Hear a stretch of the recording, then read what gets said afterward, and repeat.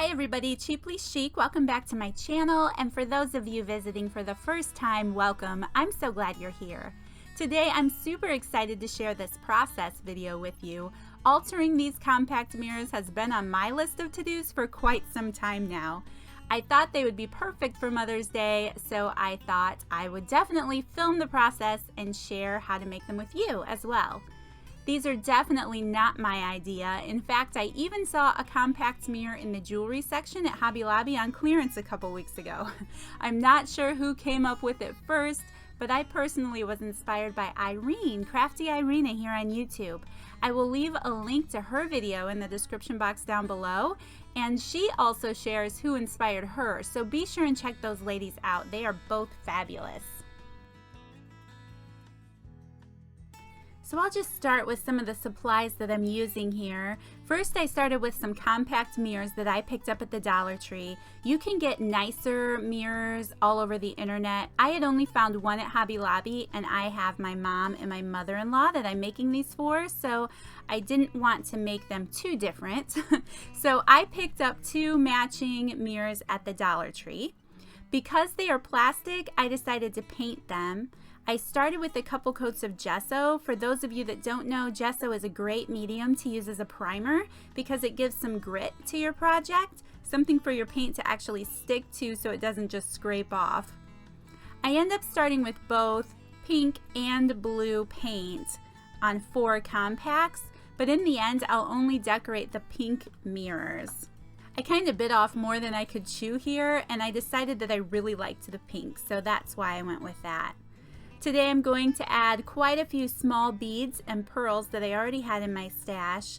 The little rose beads I picked up at Michael's, along with the black metal charm, the little bow charm. The string of pearl trim that I use on both mirrors came from Hobby Lobby. The metal rose that I use on the second mirror, I'm pretty sure that did as well, but it was on clearance already.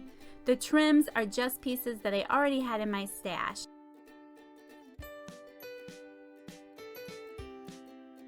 Also, one more thing I thought I would mention at this point in the video.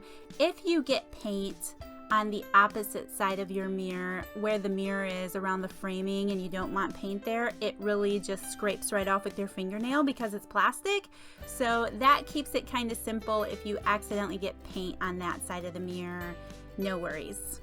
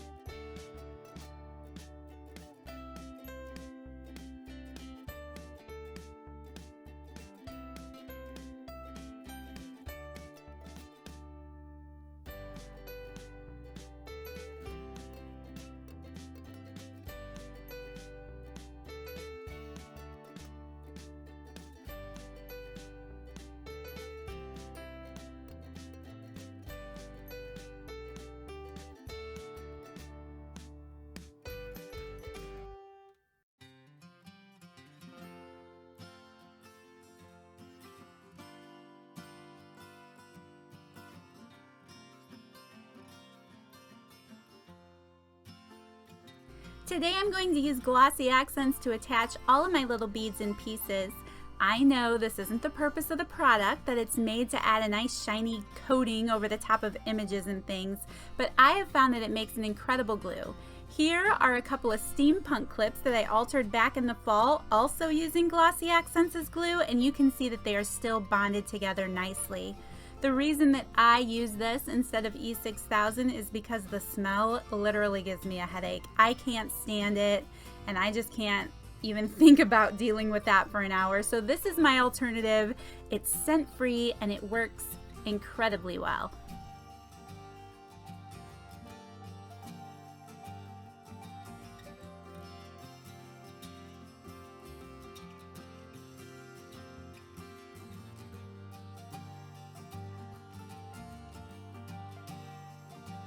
I don't think there's really anything more for me to explain. I'm just going to go through my process here and you can see how I choose to create my mirrors. Keep in mind that you don't have to use the same items I'm using. I think it would be cute if you used the erasers that we find at Target Dollar Spot, maybe some sequins and make something super blingy. I really think the sky's the limit if you can get it to stick to the front of a compact mirror and it's small enough. The options are limitless. So I hope that you enjoyed this tutorial and I will just let you watch the rest of the video.